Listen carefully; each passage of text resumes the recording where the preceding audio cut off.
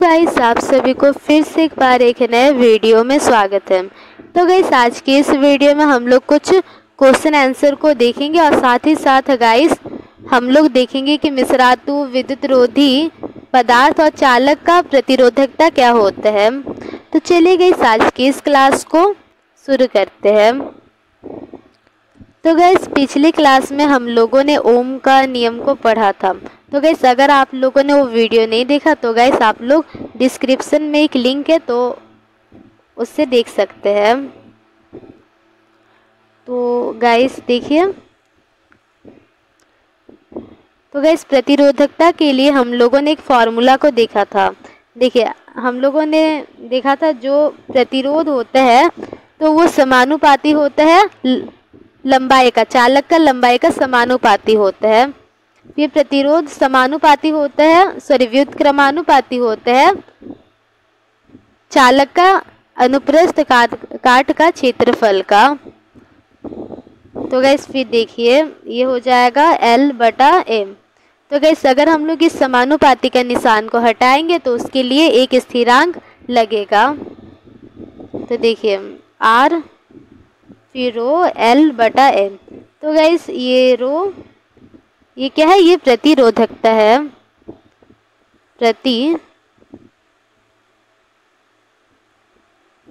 प्रतिरोधकता। और गाइस जो प्रतिरोधकता है तो उसका SI मात्रक ओम मीटर होता है। तो गाइस वो भी हम लोग निकाल सकते हैं। जैसे गाइस हमें पता है R बराबर में रो L/A है। फिर गाइस A को हम लोग इधर ला देंगे, A और L दोनों को ही हम लोग R के तरफ ला देंगे। तो देखिए क्या हो जाएगा, रो R गुना A हो जाएगा फिर बटा में L। तो देखिए गाइस, जो R होता है तो उसका मात्रक होता है ओम। फिर जो क्षेत्रफल होता है तो उसका मात्रक होता है मीटर स्क्वायर होता है। तो गाइस इसको हम लोग कैसे लिख सकते हैं, मीटर गुना मीटर, और लंबाई का मीटर होता है SI मात्रक। तो मीटर मीटर कैंसिल हो जाएगा, फिर गाइस बचेगा ओम मीटर। तो गाइस प्रतिरोधकता का SI मात्रक ओम मीटर है। और गाइस आपकी किताब में एक बात लिखा गया है, देखिए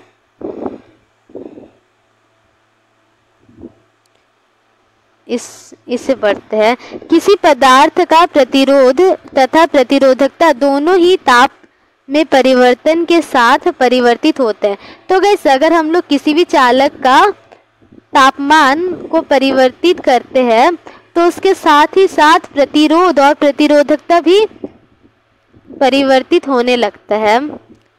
फिर देखिए गाइस आपकी किताब में 11.2 सारणी, देखिए एक सारणी दिया गया है जिसमें गाइस दिया गया है 20 डिग्री सेल्सियस पर किसी भी चालक, मिश्रातुओं और विद्युत रोधी पदार्थों का प्रतिरोधकता क्या होता है।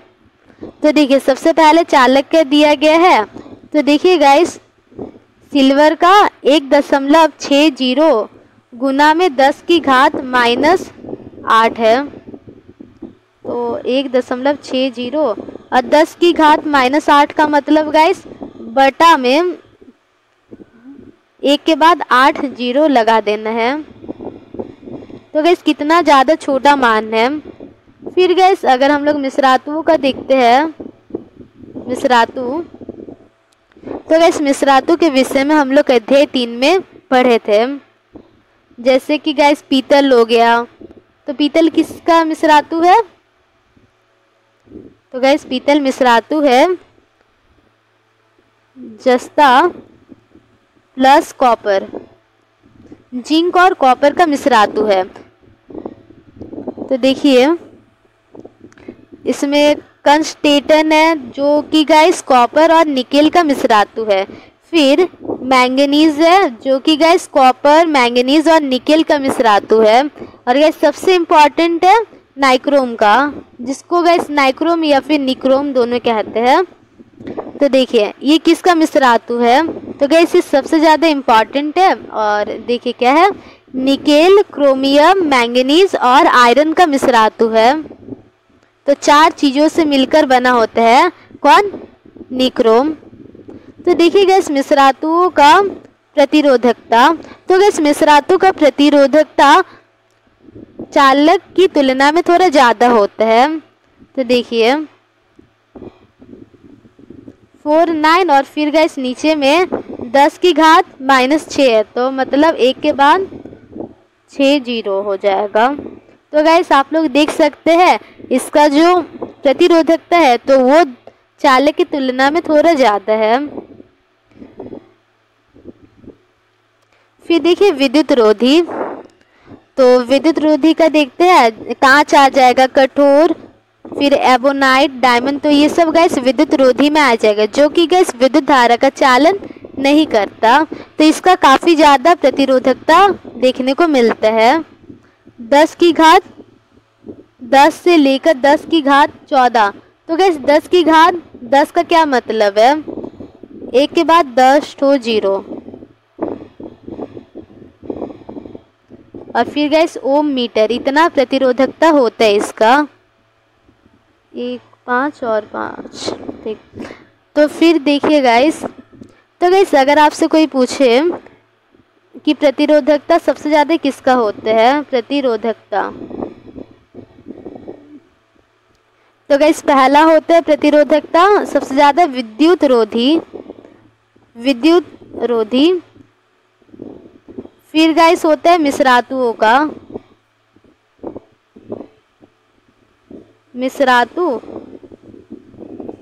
फिर गाइस होता है चालक का, मतलब सबसे ज़्यादा प्रतिरोधकता विद्युत रोधी का होता है, फिर मिश्रातु का होता है, फिर सबसे कम प्रतिरोधकता चालक का होता है। और गाइस अगर हम लोगों से ये पूछा जाए विद्युत का चालन सबसे ज़्यादा कौन करेगा, विद्युत सुचालक, ऐसे लिख दे रहे हैं सुचालक, तो गाइस चालक हो जाएगा, तो ये सबसे ज़्यादा विद्युत का चालन कर सकेगा क्योंकि गैस इसका प्रतिरोधकता सबसे कम होता है। और गैस चालक में भी सबसे अच्छा विद्युत का चालन है सिल्वर, क्योंकि गैस इसका प्रतिरोधकता दूसरे चालक के मुकाबले में कम होता है। देखिए अगर हम लोग मैग्नीज का देखते हैं तो इसका 1.84 गुना 10 की घात -6 है, और गाइस इसमें देखिए फर्स्ट वाला सिल्वर में 10 की घात -8 है, मतलब गाइस सिल्वर का प्रतिरोधकता कम है। तो इस कारण सबसे अच्छा चालक कौन है, सिल्वर, फिर गाइस कॉपर है, फिर एल्युमिनियम है, फिर गाइस नीचे बढ़ता जाएगा। तो गाइस अभी उदाहरण को देखते हैं। तो चलिए पहला उदाहरण है उदाहरण 11.3। यदि किसी विद्युत बल्ब के तंतु का प्रतिरोध 12 ओम है, और गाइस और एक बात, सभी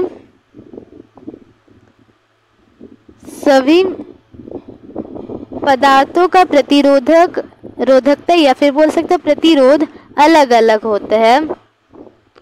तो देखिए यदि किसी विद्युत बल्ब के तंतु का प्रतिरोध 1200 ओम है तो ये बल्ब 220 वोल्ट स्रोत से कितनी विद्युत धारा लेगा। तो गैस मान लेते हैं कि जो बैटरी, ये एक बल्ब है, इस परिपथ में लगाया गया है, और गैस ये बैटरी है। तो गैस जो बैटरी है तो वो 220 का विभवांतर उत्पन्न कर रहा है। तो गैस इसमें क्या पूछा गया है, देखिए विद्युत धारा पूछा गया है, और गैस इसका प्रतिरोध भी बता दिया गया कि कितना प्रतिरोध ये उत्पन्न कर रहा है। तो देखिए हमारे पास क्या क्या है, एक तो आर है, कलर चेंज करते हैं, एक तो हमारे पास आर है 1200 ओम, और दूसरा विभवांतर है 220 वोल्ट। तो गैस हमें विद्युत धारा निकालना है। तो जैसे कि हमें पता है ओम के नियम के अनुसार V बराबर में IR होता है। तो गैस हमें विद्युत धारा निकालना है, तो इस कारण देखिए V बराबर में IR, फिर विद्युत धारा निकालना है तो गैस R को नीचे कर देंगे, V का I बराबर में V बटा R हो जाएगा। तो V का मान था 220 वोल्ट और बटा में आर का मान था 1200, तो 0 0 कटेगा, फिर गैस 2 से काटेंगे 11 और इसमें 60। फिर गैस जब हम लोग इसको सॉल्व करेंगे, देखिए 60 और फिर 11, 0 पॉइंट फिर 0 आ गया,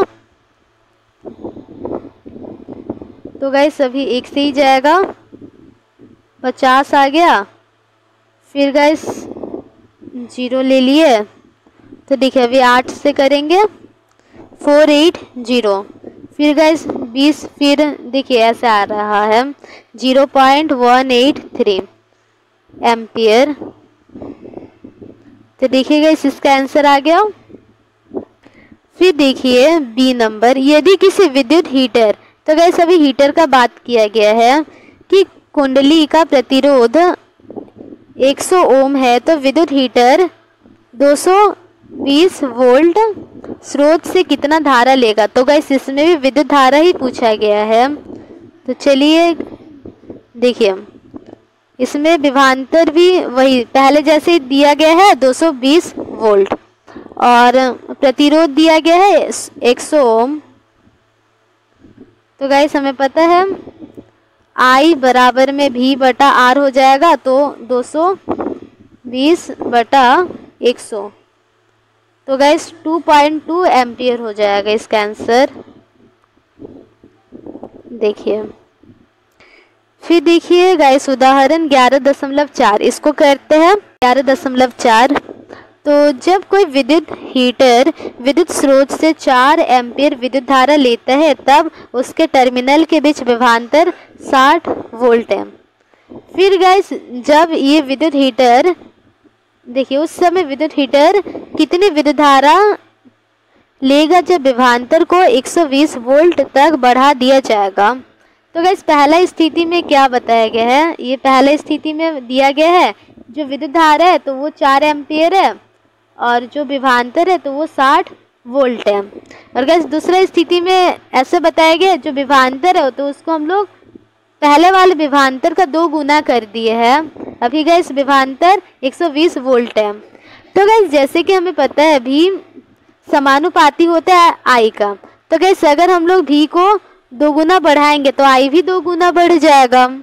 ठीक, तो देखिए दूसरा स्थिति में हम लोग भी को पहला वाला विभवांतर से 2 गुना बढ़ाया है, तो इस कारण गाइस जो विद्युत धारा है तो वो भी पहले वाले विद्युत धारा से 2 गुना बढ़ जाएगा। देखिए इसको हम लोग मान लेते हैं ना, I1 है I2 है तो V2, तो गाइस जो V2 है तो बराबर है, V2 बराबर में है 2 गुना V1 का, तो इस कारण गाइस जो I2 रहेगा तो वो भी 2 गुना I2 का I1 का बराबर हो जाएगा, V1 और I1 का बराबर हो जाएगा। तो इस कारण हम लोग इसका आंसर डायरेक्ट भी लिख सकते हैं। देखिए तो इस कारण जो I2 है I1 V1 V2 और गाइस जो I2 है तो वो बराबर हो जाएगा 2 गुना I1 का, तो I1 का मान था 4, तो इस कारण ये 2 गुना 4 तो 8 एम्पियर हो जाएगा इसका आंसर। पर गाइस हम लोग इसको डायरेक्ट नहीं करेंगे, अगर MCQ में रहता तो हम लोग डायरेक्ट कर लेते। तो इसका देखिए ये सब्जेक्टिव में अगर आएगा तो हम लोग डायरेक्ट इसको नहीं करेंगे, बना कर करते हैं। तो देखिए गाइस पहला केस में क्या है, विद्युत धारा 4 एम्पीयर दिया गया है और गाइस विभवांतर दिया गया है I1 V1 60 वोल्ट हो गया। तो गाइस अभी हम लोग प्रतिरोध निकालेंगे और गाइस दोनों ही स्थिति में प्रतिरोध सेम रहेगा, क्योंकि गाइस देखिए एक ही चालक का बात किया गया है, विद्युत हीटर का ही बात किया गया, तो गाइस विद्युत हीटर समान ही प्रतिरोध लगाएगा चाहे विभवांतर कुछ भी हो। तो देखिए इसमें R का मान निकालेंगे, तो गाइस हमें पता है V बराबर में I R होता है और गाइस R बराबर में V बटा I हो जाएगा। तो इस कारण गाइस R बराबर में V1/I1 हो जाएगा, तो 60/4। तो गाइस इसका हो जाएगा 15 एम्पियर। तो R बराबर में हो जाएगा 15 ओम हो जाएगा। एम्पियर तो विद्युत धारा का ऐसा मात्रक होता है, तो 15 ओम हो जाएगा इसमें। तो गाइस हमें दूसरा स्थिति के लिए, दूसरा केस के लिए गाइस एक तो प्रतिरोध मिल गया और गाइस दूसरा विभवांतर पहले से मिला हुआ था V2। तो गाइस V2 बटा, और इसको ऐसे नहीं लिखते, तो देखिए I2R ऐसे हो जाएगा। तो गाइस I2 बराबर में हो जाएगा V2/R। तो देखिए I2 बराबर में V2/R हो जाएगा। तो गाइस V2 का मान है 120 और R का मान है 15।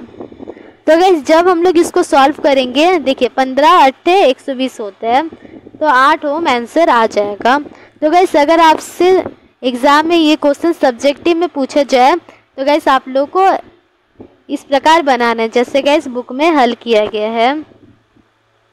और अगर गाइस MCQ में पूछा जाए तो गाइस आप लोग डायरेक्ट कर सकते हैं। अगर विभवांतर 2 गुना हो रहा है तो गाइस जो विद्युत धारा है तो वो भी 2 गुना हो जाएगा। और गाइस आपको ये याद रखना है, अगर विभवांतर को हम लोग 2 गुना करें तो गाइस विद्युत धारा तभी 2 गुना होगा जब जो प्रतिरोध है तो वो दोनों में ही सेम है। अगर सेम समान का बात किया गया है उसके कारण गाइस उसमें विद्युत धारा का अगर मान निकालना है तो उस स्थिति में हम लोग ऐसे करेंगे। फिर देखिए उदाहरण 11.5। किसी धातु के 1 मीटर लंबे तार का 20 डिग्री सेल्सियस पर वैद्युत प्रतिरोध 26 ओम है। तो गाइस धातु का लंबाई, देखिए धातु का लंबाई को दिया गया है और गाइस दिया गया है प्रतिरोध को। यदि तार का व्यास 0.3 मिलीमीटर है तो इस ताप पर धातु की वैद्युत प्रतिरोधकता क्या होगा। तो चलिए देखते हैं। तो गाइस हमें प्रतिरोधकता ज्ञात करने बोला गया है और देखिए प्रतिरोध भी दिया गया है, लंबाई भी दिया गया और व्यास भी दिया गया है। तो गाइस देखिए प्रतिरोधकता हम लोग कैसे निकालते हैं, जैसे कि पता है R बराबर में रो L/A। तो गाइस हमें प्रतिरोधकता निकालना है तो रो बराबर में RA/L ऐसे। तो गाइस देखिए हमें लंबाई तो दे रखा है 1 मीटर और गाइस व्यास दे रखा है, तो पहले हम लोग क्षेत्रफल को निकालते हैं, फिर गाइस हम लोग उसमें मान बैठाएंगे। R और L दिया गया है और गाइस क्षेत्रफल निकालते चलिए। तो देखिए D दिया गया है, व्यास दिया गया है 0.3 मिलीमीटर और गाइस क्षेत्रफल निकालने के लिए हमें ये वाला फॉर्मूला चाहिए होगा πr²।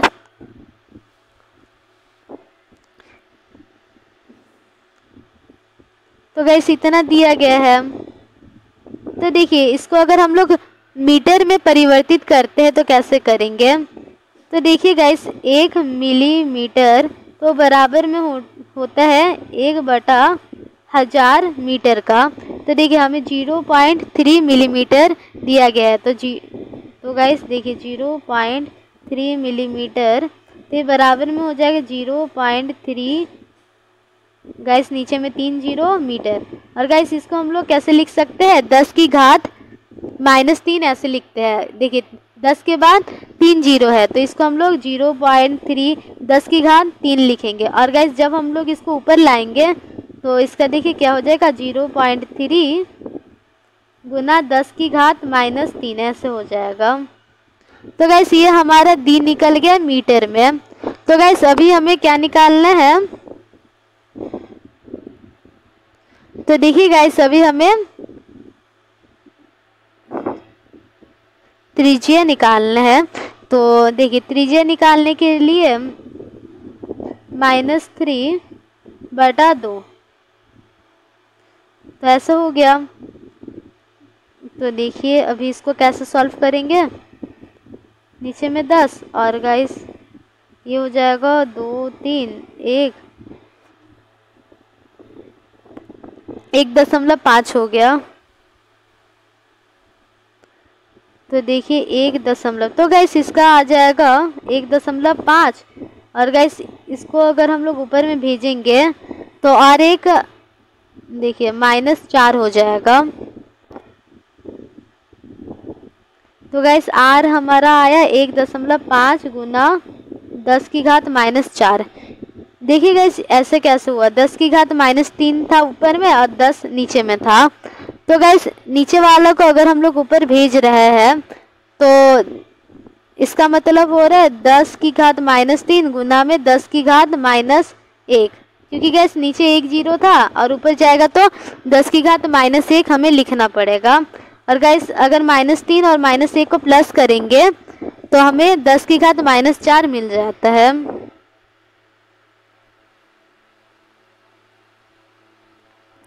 तो चलिए गाइस इतना दूर तो हो गया, -4 मीटर। तो गाइस अब देखिए ये हमारा निकल गया त्रिज्या। तो देखिए गाइस अभी हम लोग रो निकालते हैं, आर ए बटा एल ऐसा हो जाएगा।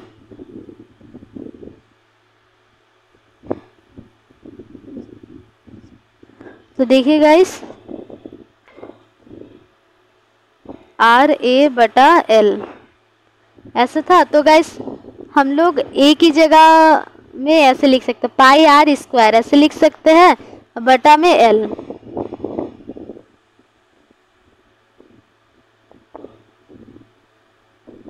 तो गाइस अभी रो बराबर में क्या हो जाएगा देखिए। तो देखिए आर का मान लिख देंगे 26 ओम था, फिर गुना में 3.14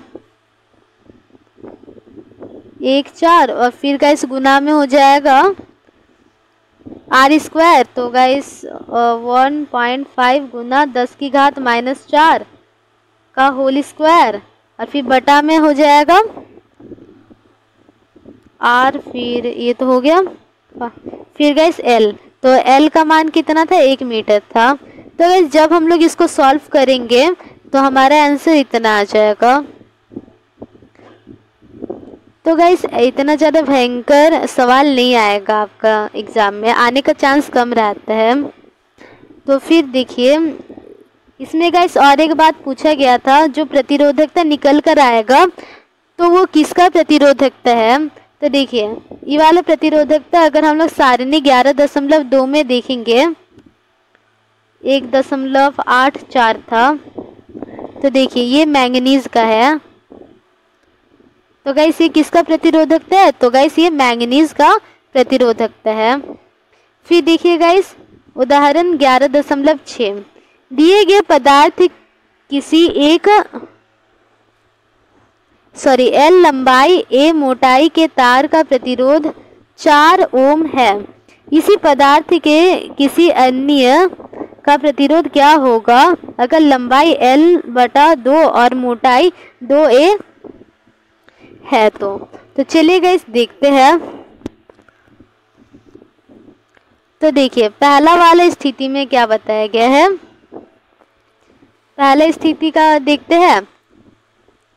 तो गाइस पहला स्थिति में दिया गया है जो प्रतिरोध है तो वो 4 ओम है, और गाइस लंबाई गाइस L है, ऐसे लिख देते हैं। लंबाई क्या है, लंबाई L है, और जो क्षेत्रफल है तो गाइस वो A है।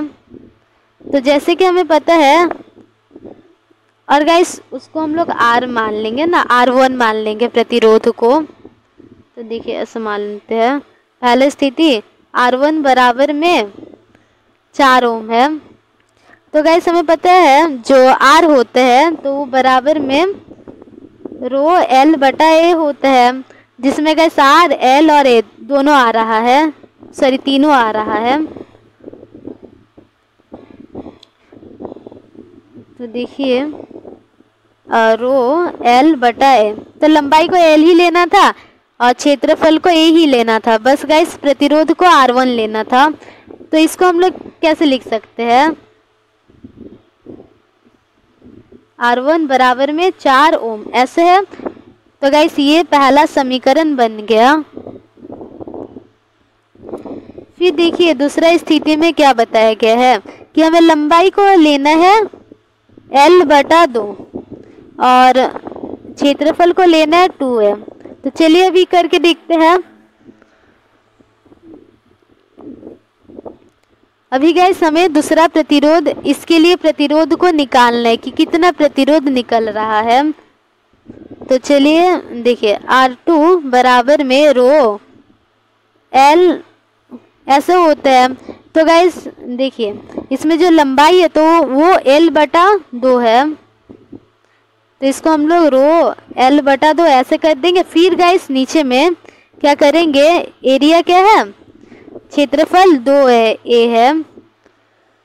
तो गाइस इस पूरे चीज को, इसको हम लोग कैसे लिख सकते हैं? देखिए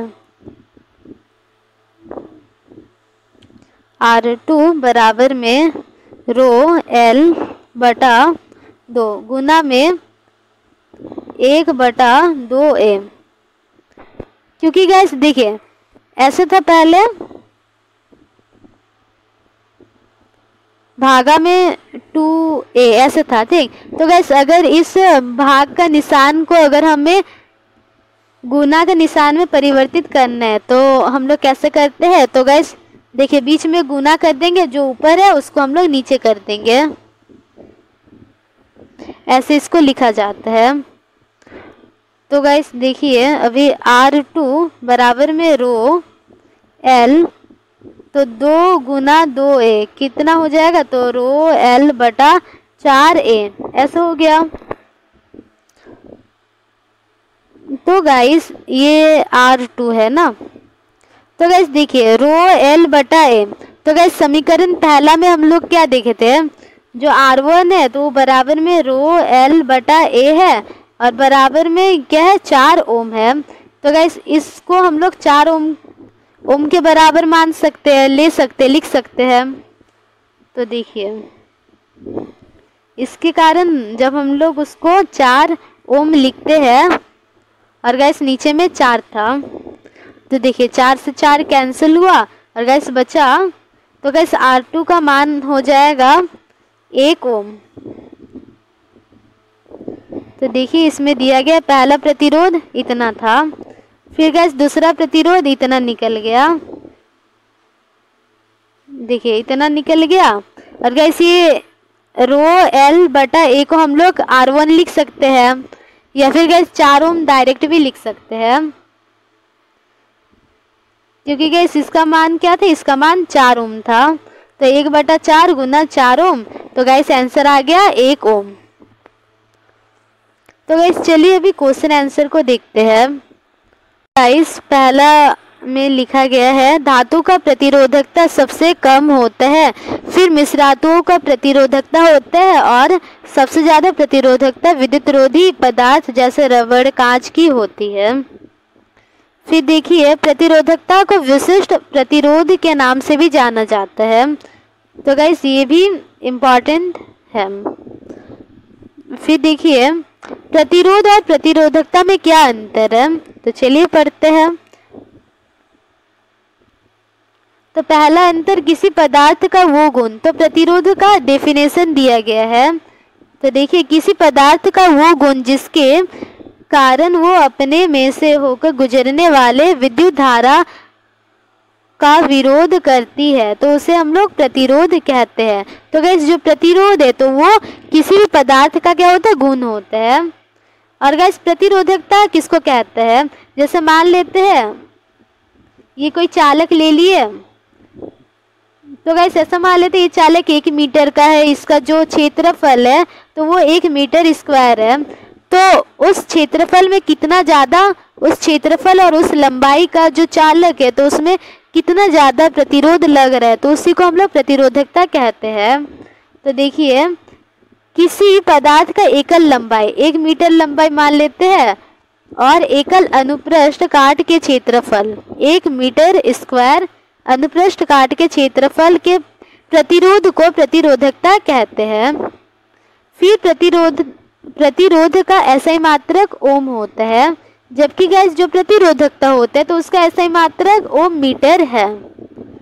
फिर देखिए, प्रतिरोध किसी पदार्थ की लंबाई, अनुप्रस्थ काट का क्षेत्रफल और पदार्थ की प्रकृति पर निर्भर करती है, जबकि गैस जो प्रतिरोधकता होता है तो वो किसी भी पदार्थ का लंबाई और ना ही अनुप्रस्थ काट का क्षेत्रफल, ये दोनों ही पर निर्भर नहीं करता है।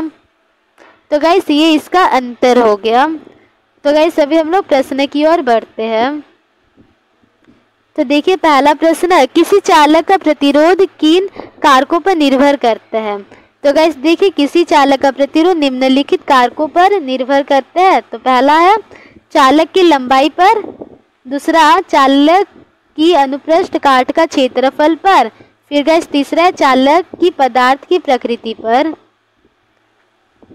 फिर देखिए, समान पदार्थ के दो तारों में यदि एक पतला और दूसरा मोटा हो तो इनमें से किसमें विद्युत धारा आसानी से प्रवाहित होगी, जबकि उन्हें समान विद्युत स्रोत से संयोजित किया गया है। तो गाइस समान विद्युत स्रोत का क्या मतलब है? जैसे मान लेते हैं ये एक परिपथ है, गाइस ये दूसरा परिपथ है, तो गाइस इसमें जो विभवांतर उत्पन्न हो रहा है तो वो 20 वोल्ट का ही है दोनों में ही। तो गाइस इसमें से सबसे ज्यादा विद्युत धारा किसमें प्रवाहित होगा? तो देखिए गाइस, इसमें से जो मोटा तार होगा तो उसी में विद्युत धारा ज्यादा प्रवाहित होगा। तो चलिए पढ़ते हैं कैसे। देखिए, समान पदार्थ के दो तारों में यदि एक पतला तथा दूसरा मोटा हो तो मोटा तार से विद्युत धारा ज्यादा आसानी से प्रवाहित होगी, जबकि उन्हें समान विद्युत स्रोत से संयोजित किया जाता है। ऐसा इसलिए होता है क्योंकि मोटा तार पतले तार की अपेक्षा कम प्रतिरोध उत्पन्न करता है। तो गाइस जो मोटा तार होगा तो वो प्रतिरोध कम उत्पन्न करेगा, किसकी तुलना में? तो पतले तार की तुलना में।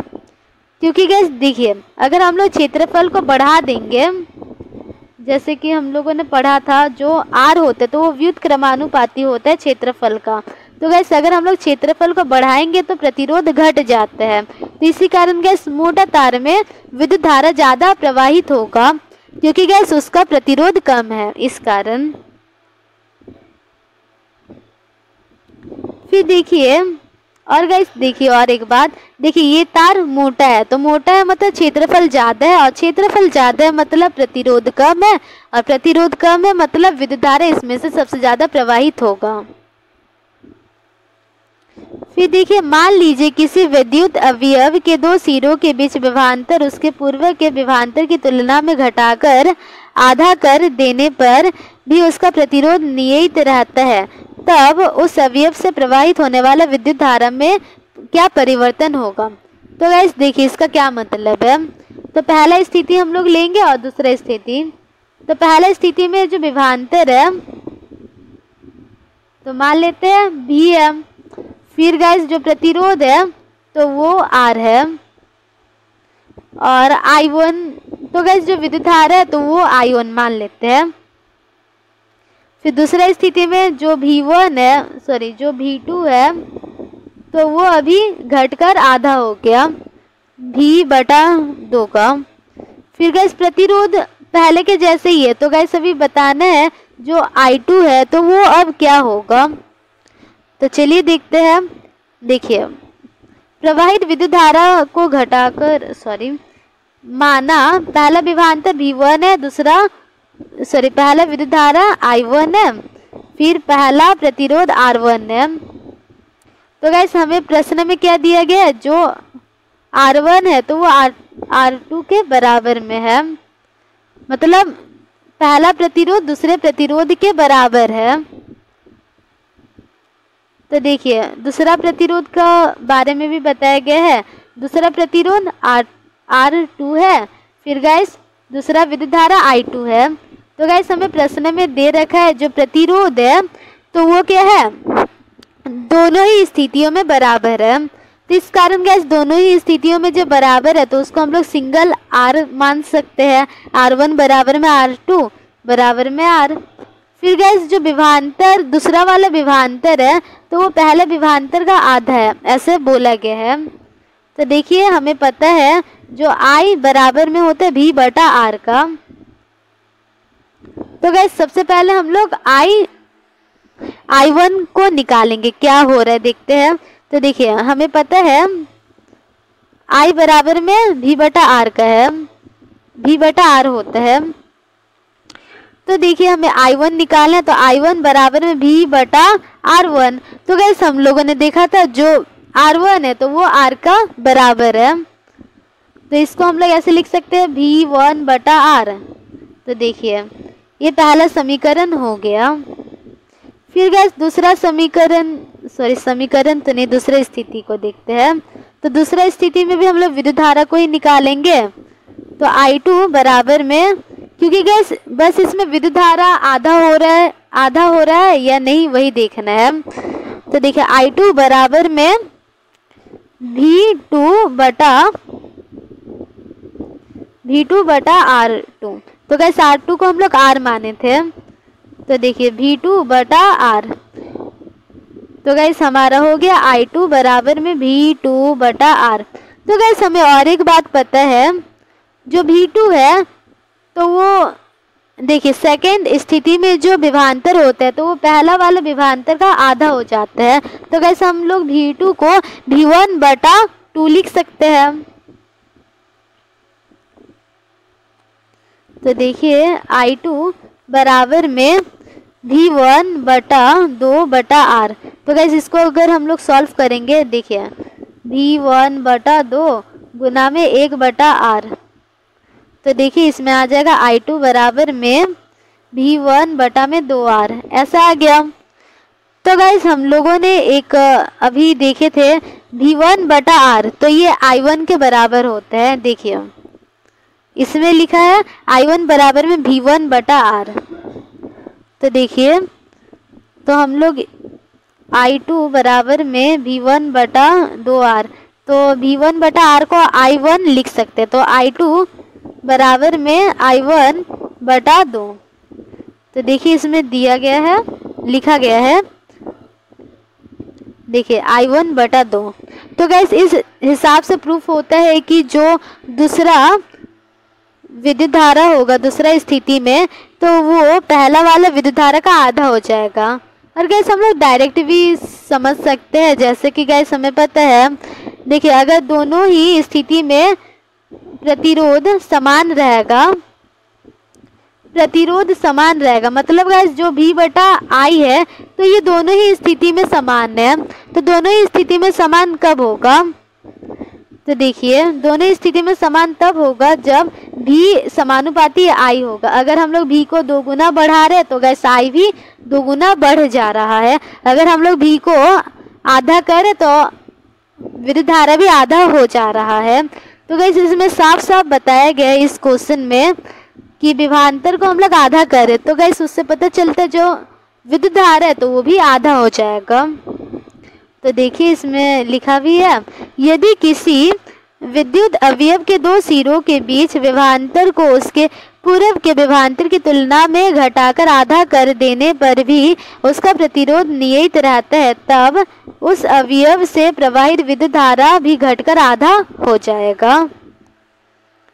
तो गैस ये बस इतना जो हम लोग किए तो ये प्रूफ है, मतलब गैस सच्ची में उतना है कि नहीं, तो वही प्रूफ करने के लिए बनाया गया है। तो गैस अगर आप लोगों का ये सवाल एग्ज़ाम में अगर कम मार्क्स में आता है तो गैस आप लोग बस 3 से 4 लाइन लिख सकते हैं, प्रूफ करने का ज़रूरत नहीं है। तो और यदि ज़्यादा मार्क्स का आता है तो गैस आप लोग प्रूफ कर लीजिएगा। फिर देखिए विद्युत टोस्टरों तथा विद्युत इस्त्रियों के तापन अवयव शुद्ध धातु के न बनकर किसी मिश्रातु के क्यों बनाए जाते हैं? तो गैस चलिए इसको देखते हैं। देखिए जो विद्युत टोस्टर होते हैं जैसे ये मान लेते विद्युत टोस्टर है। और गैस जो विद्युत इस्त्री होते हैं तो गैस वो लगातार गर्म होता रहता है। तो गैस लगातार गर्म होने के कारण अगर इससे हम लोग धातु का बनाते हैं इस्त्री या इस्त्रियों का या फिर गैस विद्युत टोस्टरों को, तो गैस उस स्थिति में धातु पिघलने लग जाते हैं। क्योंकि गैस हमें पता है जो धातु होता है तो उसका तापमान उसका जो गलनांक और क्वथनांक होता है तो काफ़ी कम होता है मिश्रातों की तुलना में। क्योंकि गैस उसका प्रतिरोधकता, धातु का प्रतिरोधकता कम होता है। तो गैस धातु का प्रतिरोधकता कम होने के कारण उसका गलनांक और क्वथनांक जो है क्या है, गलनांक और क्वथनांक भी कम है। तो इस कारण गैस हम लोग धातुओं को विद्युत इस्त्रियों और विद्युत टोस्टरों बनाने में इस्तेमाल नहीं करते हैं, हम लोग मिश्रातुओं को करते हैं। क्योंकि गैस जो मिश्रातु होते हैं तो वो उष्मा का अच्छा चालक भी है और गैस ऊपर से इसका प्रतिरोधकता भी धातुओं की तुलना में थोड़ा ज़्यादा होता है, जिसके कारण गैस ये जल्दी पिघलते नहीं हैं। तो देखिए मिश्रातुओं की प्रतिरोधकता धातु की अपेक्षा अधिक होता है।